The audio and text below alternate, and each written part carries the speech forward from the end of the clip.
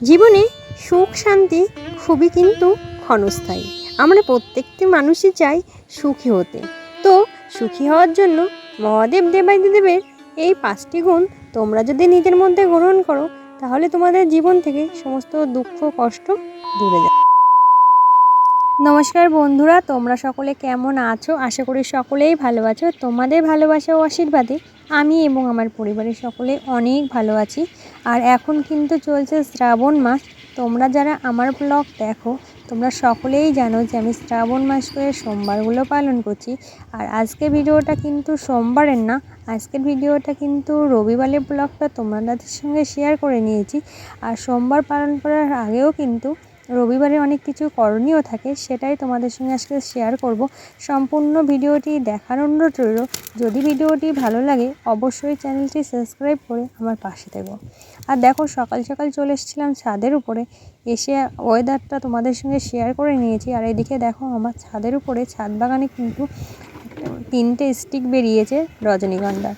আর এত দারুণ গন্ধ বেরোয় যে রাত্রে তোমাদের সঙ্গে কি বলবো। সন্ধ্যাবেলায় কিন্তু পুরো বাড়িটাই মোমো করে গন্ধে।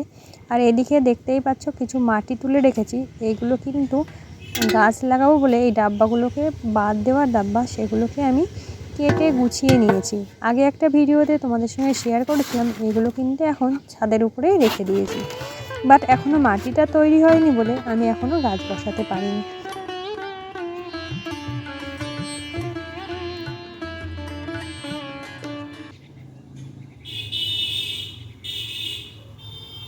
আর দেখো বন্ধুরা, যেহেতু কালকে সোমবার পালন করব, তার জন্য আজকে রবিবার পালন করতে হবে। আর রবিবারের দিন কিন্তু সকাল সকাল স্নান করে নিয়েছি, করে ঠাকুরকে একটু পুজো দিয়ে তারপরে দিনটা শুরু করব। তা চলো তোমরা আমার সাথে কি করি না করি সম্পূর্ণ ভিডিওটি দেখতে থাকো। আর দেখো, স্নান করে নিয়ে এসেছি ফুলগুলো তুলে নিয়ে এসেছি, আর এবার যাব পুজো করতে। তো তোমরা সম্পূর্ণ ভিডিওটি দেখতে থাকো। তো বন্ধুরা, আমরা কে না বলো সুখী হতে চাই, সবাই কিন্তু সুখ শান্তি পেতে চায় জীবনে।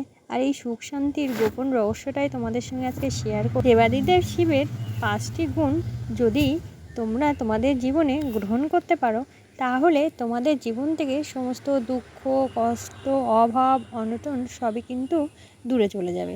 আর এই 5টি গুণ কি, সেগুলোই কিন্তু আজকে আমরা এই ভিডিওতে জানতে পারবো।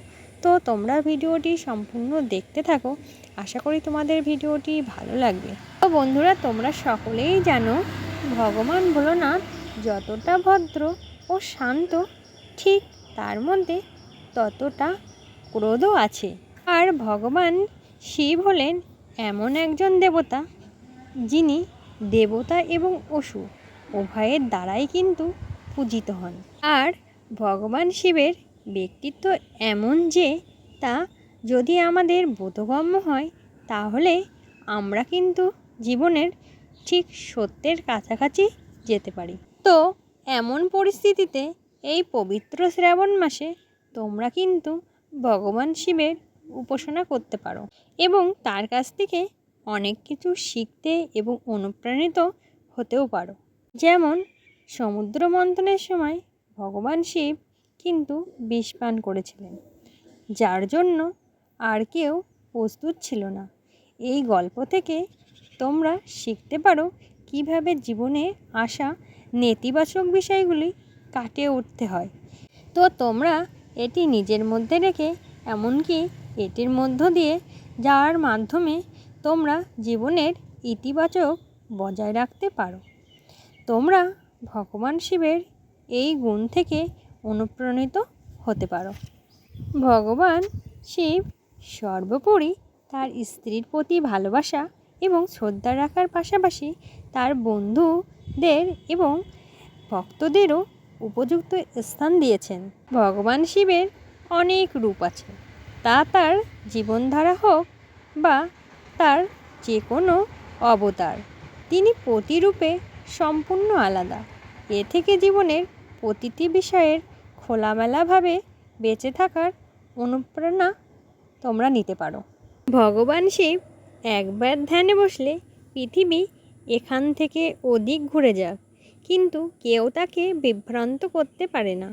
এটি ব্যক্তিকে নিজেকে নিয়ন্ত্রণ করতে শেখায়।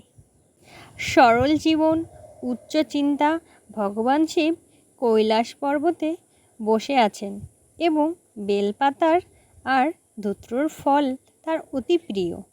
এই সমস্ত জিনিসগুলোই দেখায় যে ভগবান শিব এমন একজন দেবতা যিনি ছোট ছোট বিষয়ে খুশি হন।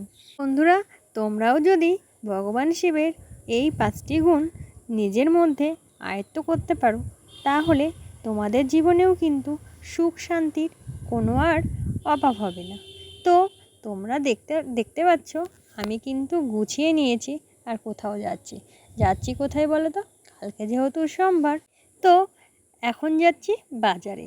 বাড়ির সমস্ত কাজকর্মগুলো কম বেশি গুছিয়ে নিয়ে বাজারে বেরিয়েছি কালকের জন্য কিছু ঠাকুরের জন্য ফল মূল আর কিছু দ্রব্য আনতে।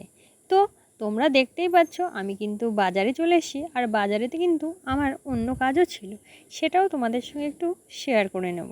এদিকে দেখো, আমি নিয়েছিলাম একটা অনেক দিন আগে ফ্লিপকার্ট থেকে একটা কুর্তি, সেটাই সেলাই করতে এসেছি, আর এসেই দেখো ফেসে গেছি। বৃষ্টি আর বৃষ্টি, বৃষ্টির তো কোনো নামগন্ধ নেই, যখন ইচ্ছা তখন একটু একটু করে বৃষ্টি হচ্ছে। তো আমি ফেসে গেছি, আর কি করব বলো, চুপচাপ বসে আছি।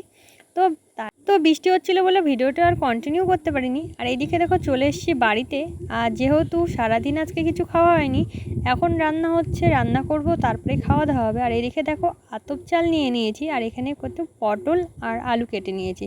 আর আলু আর পটলগুলো তোমরা দেখতে পাচ্ছ ছোট ছোট করে কেটেছি, কেননা আতপ চাল তো তেমন একটা ফোটে না, যার জন্য সেদ্ধ হবে না, তার জন্য কিন্তু এমন ছোট ছোট করে কেটেছি।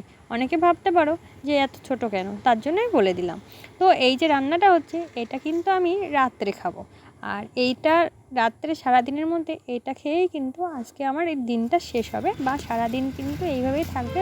পরের দিন মানে সোমবারের দিন নির্জলা উপোস থাকতে হয়, আর সোমবারের দিন কিন্তু আমি একটা ফলই খাই। তো দেখো বিকেলবেলায় চলে গেছিলাম একটু বাগানে, আর বাগানে দেখো এই লেবু গাছটাতে প্রচুর লেবু হয়েছে, আর বাগান এতটা ওকে মানে বাইরের লতা পাতা আঁকড়ে ধরেছে, তোমাদের কি বলবো। যতটা সম্ভব পরিষ্কার করেছি, তবু ওখান থেকে দুটো লেবু ছিঁড়ে বাড়ি চলে এসেছি। আর এসেই ভাবলাম একটু ছাদে যাই।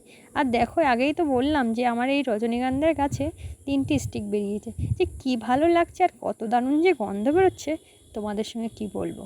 গাছগুলো দাদা এনেছিল, মানে দাদা, গাছগুলো না বীজগুলো, আর মাই কিন্তু এই টবগুলোতে পুঁতে দিয়েছিল। আর এত দারুণ ফুলগুলো তোমাদের সঙ্গে রোজই করে শেয়ার করি।